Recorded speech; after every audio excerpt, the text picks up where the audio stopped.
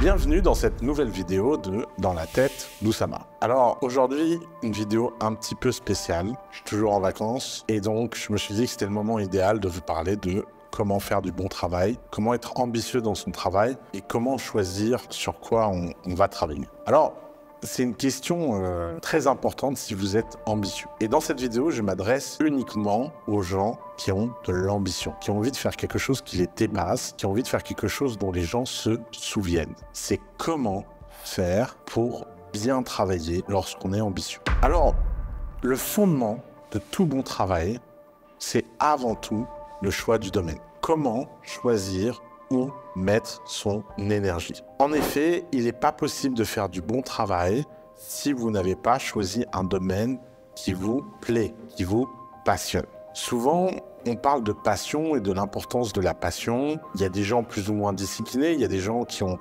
plus ou moins la capacité de travailler sur des choses qu'ils n'aiment pas. Mais malgré tout, à long terme, sur le temps d'une vie, si le fondamental de la majorité de votre temps n'est pas porté par la passion, alors vous n'irez pas très loin. La passion, c'est plus un encouragement, c'est plus ce qui permet de transformer ce que les autres appellent du travail en quelque chose d'autre. Et fondamentalement, pour faire du bon travail, il faut déjà sortir de cette logique du travail.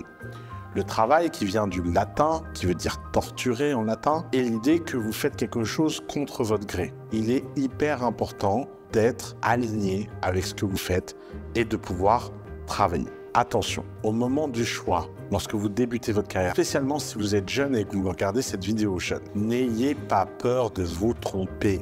Faites plein de choses, testez plein de choses. Allez tester des choses dans différents domaines et n'ayez pas peur de tout le temps vous dire qu'il faut absolument trouver la bonne chose. La passion, ça peut mettre du temps à arriver, ça peut venir plus tard dans la vie, ce n'est pas très grave. Une bonne façon de travailler, c'est ne pas travailler, mais plutôt avoir des objectifs et des projets personnels. Et là, je parle à tous les gens qui ont 15 ans, 16 ans, 17 ans, qui regardent cette vidéo et qui m'envoient en permanence des messages pour me demander comment gagner de l'argent en 2 semaines. Je vais vous donner un conseil. Arrêtez d'essayer de gagner de l'argent trop vite et faites des projets personnels, des trucs qui vous font marrer, des choses qui vous rendent fiers. La meilleure façon d'apprendre plein de choses, d'être confronté à plein de choses, c'est simplement d'avoir des projets personnels et en ayant ce projet, vous allez apprendre plein de choses. Par exemple, vous pouvez apprendre comme à l'école théoriquement le HTML, le JavaScript, le CSS pour faire des sites internet, ou vous pouvez avoir besoin de faire un site internet parce que vous êtes en train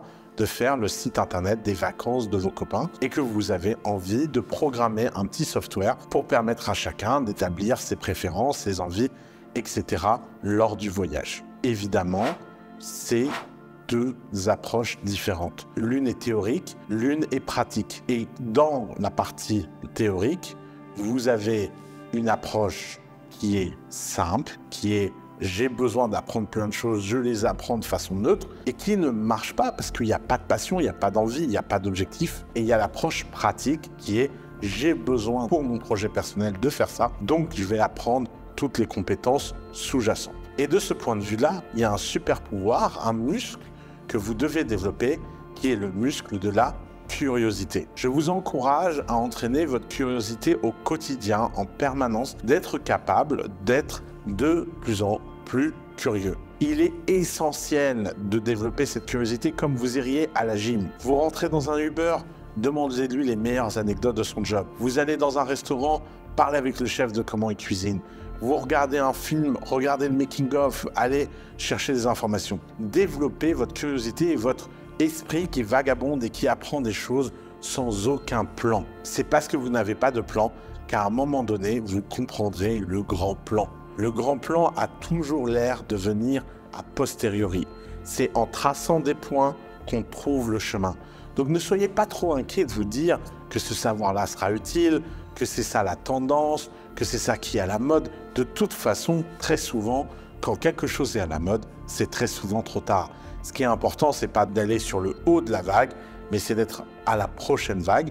Et le meilleur moyen de faire ça, c'est tout simplement d'être passionné. Il n'y a rien de mieux qu'aller à la frontière des savoirs, aller dans les nouveaux domaines et d'essayer d'apprendre des choses que peu de gens savent. Autant suivre les modes, c'est pas très intéressant, autant il y a toujours de la valeur à savoir des choses intéressantes et intelligentes sur des sujets qui n'ont pas beaucoup d'intérêt général. Par exemple, j'ai toujours été étonné du dédain intellectuel de beaucoup de gens pour les cryptos. Que les cryptos servent à quelque chose ou pas, qu'elles montent ou pas, qu'elles finissent par avoir de la valeur ou pas, qu'elles finissent par être utiles à la société ou pas, le simple fait de s'intéresser aux cryptos, ça vous expose à des paradigmes comme la décentralisation, la cryptographie, la sécurité, le zero knowledge, plein de concepts qui peut-être seront utiles dans d'autres aspects de votre vie. Et pour ça, je vous encourage à quelque chose de simple, c'est valoriser l'étrangeté. La valorisation de l'étrangeté, c'est la base de la curiosité. Plus vous allez valoriser ce qui est étrange, ce qui sort du lot, ce qui ne rentre pas dans les cases, et plus vous allez être puissant. Et pour ça, il faut éviter les conventions. Il faut éviter ce que tout le monde pense, ce que tout le monde fait. Méfiez-vous de la doxa. La doxa, c'est l'opinion de tous, c'est l'opinion du peuple. Quand vous vous dites des phrases du genre « oui, mais les gens pensent que », eh bien, vous avez tort. Essayez de ne pas être un de ces gens.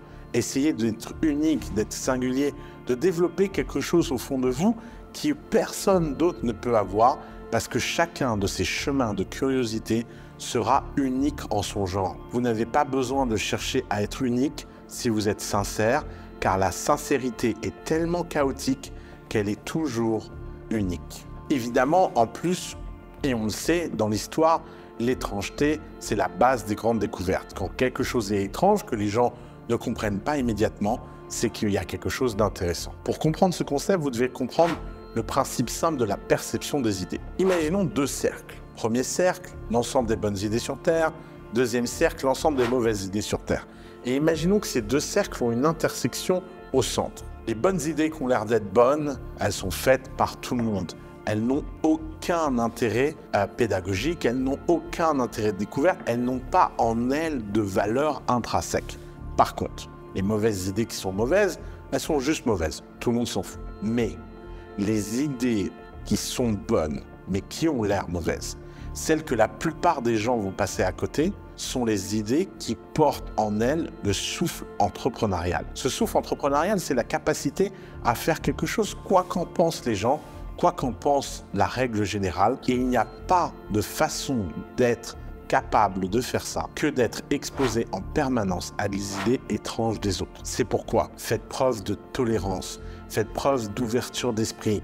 Ne soyez pas dans la critique, ne soyez pas dans la moquerie. La critique, le scepticisme sont des forces extrêmement négatives lorsqu'on parle de création et d'idées. Une des raisons pour laquelle la France souffre tant en termes d'entrepreneuriat, c'est qu'on est un pays de cyniques extrêmement critiques. Et de ce point de vue-là, ça pose beaucoup de problèmes. Évidemment, ça mène à un point qui est le problème de la décision. Si vous apprenez trop de choses, dans trop de domaines, etc., souvent, vous allez avoir un problème, c'est que, un, vous allez vous rendre compte que pour devenir bon dans un sujet, il faut le pratiquer pendant des années, et deux, vous allez avoir un problème à faire des choix. Ce qui est important lorsqu'on fait des choix, c'est de comprendre que le choix porte en lui l'importance de son intensité. Pourquoi? Parce que apprendre des choses, ça prend des années. Donc, à un moment donné, même si vous papillonnez, même si vous testez plusieurs choses, même si vous avez envie de voir plein de choses, vous avez besoin, à un moment donné,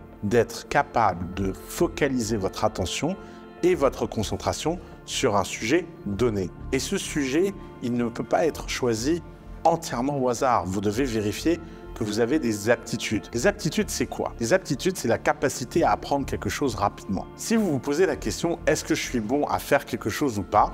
La réponse tient dans un delta très simple. C'est est-ce que vous êtes capable d'apprendre de plus en plus rapidement quelque chose? Je pense qu'avec le temps, on est tous capables d'apprendre des choses. C'est juste qu'on a des deltas sur cette courbe différents.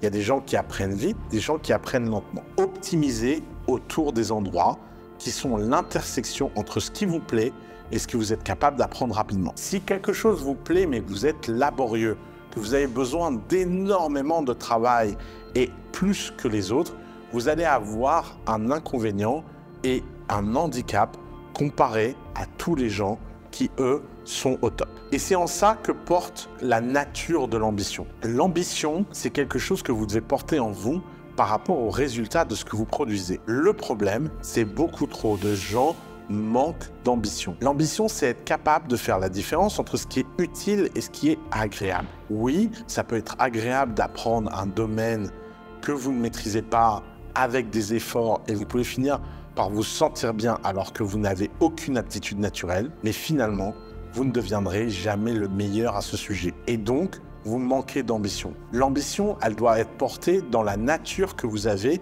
de la propre définition de vos résultats. Vous devez être porté par l'ambition pour être sûr que vous vous adressez à des sujets qui, à un moment ou à un autre, peuvent avoir de l'impact sur les résultats et à un moment ou à un autre, vous pouvez être capable d'atteindre ces résultats. C'est pour ça que le système éducatif est un peu toxique en soi. Le système éducatif, il est toxique à 3 niveaux. Il empêche votre curiosité, vous impose des choix trop tôt dans la vie par rapport à ce que vous avez envie de faire, comment vous avez envie de faire et comment vous allez le faire. Et surtout, au final, il a tendance à normer et standardiser les choses. Ça, c'est toxique, je vous l'ai dit. Vous devez aller chercher ce qui est étrange, ce qui sort du lot et ce qui vous permet d'aller faire un grand travail. Ne vous engagez pas de façon trop précoce. Prenez votre temps, mettez de l'effort et voyez où ça vous mène. Ignorez l'école, ignorez ce que vos profs vous disent, ignorez tout ce que la société a à vous apprendre qui, vous le constatez autour de vous, a tendance en moyenne à rendre quand même les gens très malheureux. Si vous êtes jeune et que vous êtes ambitieux, ne soyez pas passif. N'attendez pas que la vocation vienne à vous. Allez la chercher avec les dents, faites plein de choses. Encore une fois, je ne pourrai jamais vous encourager assez de faire plein de choses. Comme je vous l'ai dit, la clé, c'est de suivre ses passions. Alors, suivre ses passions, c'est pas passif, c'est un processus actif. Ça nécessite de la planification, apprendre des domaines, faire des choses, faire des projets. Et surtout, ça nécessite de surmonter des obstacles. C'est quoi ces obstacles? Les obstacles, c'est le regard des autres, ce que l'on pense de vous, pourquoi vous passez autant de temps à travailler. Et ça demande un immense effort personnel. Alors oui, il n'y a pas de secret. Il n'y a pas de grandes œuvres et de grandes ambitions sans un travail immense. Oui, il y a des gens qui travaillent intelligemment, qui font un peu pour gagner 5 000, 10 000 euros par mois, mais c'est pas de ça dont on parle. D'ailleurs, petit aparté, je commence à en avoir marre que la majorité des contenus produits sur Internet ne sont là que pour vous amener à passer la première étape. Ce qui compte, c'est de réussir à faire des choses grandioses. Vous devez avoir envie de faire des choses fabuleuses. Vous devez avoir l'ambition de faire des choses fantastiques. Et ces choses-là, elles passent par le fait de faire énormément de travail. Il n'y a pas de secret. Le travail est le fondement d'une œuvre ambitieuse. C'est quoi la recette pour un grand travail, un beau travail? D'abord, il faut travailler dur sur des projets ambitieux et surtout être captivé, passionné. Vous voyez ce triptyque? Beaucoup d'efforts, beaucoup de passion, beaucoup de travail. Si vous arrivez à réaliser ce triangle, eh ben vous serez un Illuminati. Non, blague à part, vous aurez envie d'en faire toujours plus. Comme toute chose dans la vie qui vous apporte du bonheur et du bien-être, vous verrez que le travail intense n'apporte pas le burn-out. Le burn-out provient du fait de travailler sur des choses qu'on n'aime pas ou des choses qui n'ont pas de sens et pas de résultat. Donc n'allez pas vous brûler en travaillant pour rien. Soyez intelligent dans votre façon de travailler, mais rajoutez aussi de la quantité. Ensuite, n'ayez pas trop de plans. La planification de votre travail est importante pour avoir du temps libre pour apprendre des choses, faire des choses, mais ne planifiez pas la destination. Laissez-vous porter par la découverte de ce travail et laissez-vous porter où ce travail vous amène. Plutôt que de planifier, gardez des constantes. Par exemple, lisez toujours à la même heure, la même semaine. Mettez des routines dans votre vie pour être sûr de pouvoir accumuler une quantité de travail suffisante pour atteindre le territoire de la surprise et de l'extase. Alors évidemment, toute cette méthode et tout ce que je vous dis a un problème, c'est que ça crée des problèmes d'inspiration. L'inspiration n'est pas constante, mais l'effort, lui, doit l'être. Ce n'est pas grave si vous manquez de temps en temps d'inspiration, de volonté. Disciplinez-vous. Comment on fait ça? Tout simplement en se l'imposant. Apprenez à ne pas subir vos pensées, mais apprenez à faire subir à vos pensées votre volonté. De ce point de vue-là, tous les coachs en motivation que vous pouvez trouver sur Internet ont raison. Vous pouvez vous astreindre à faire des choses que vous n'avez pas envie. C'est en faisant des choses dont vous n'avez pas envie que vous pouvez faire des choses impressionnantes. Parce que si vous arrivez à mettre de la constante entre les moments où vous êtes inspiré et les moments où vous ne l'êtes pas, et bien petit à petit, jour après jour, vous allez produire des résultats de plus en plus impressionnants. Alors, pour revenir au pratico-pratique du début, comment commencer? D'abord, arrêtez de vouloir avoir raison, arrêtez d'avoir peur. Se tromper, travailler sur des choses inutiles, ça fait partie du process. Arrêtez de demander comment être sûr que. Non, on n'est sûr de rien. Si on veut être sûr de quelque chose, on plante des navets. Toute autre activité que le plantage de navets porte en elle un risque que vous devez accepter. Perdre votre temps, c'est la meilleure façon d'optimiser votre temps futur. L'expérience, l'apprentissage, toutes ces choses que vous ferez à côté de la plaque participeront à créer la personne que vous êtes. Soyez optimiste. N'ayez pas peur de faire des choses plus grandes que vous. Bien sûr, tout le monde vous dira « ce n'est pas réaliste, ce n'est pas la bonne chose, etc. » Mais vous vous en foutez. Pourquoi? Parce que c'est en ayant fait des choses très ambitieuses que vous pouvez atteindre un niveau super intense. Ce niveau super intense, c'est le niveau par lequel vous êtes capable de faire un travail réussi. Et surtout, l'importance de finir. Commencez un projet, finissez-le. Finissez toujours les projets que vous commencez. C'est hyper essentiel pour pouvoir aller au bout de votre apprentissage. Un début, une fin. Ne faites pas trop de projets ouverts. Divisez votre projet en étapes que vous pouvez fermer et qui vous permettront peut-être de switcher sur un autre projet ou de faire autre chose. Donc je résume. Travaillez dur.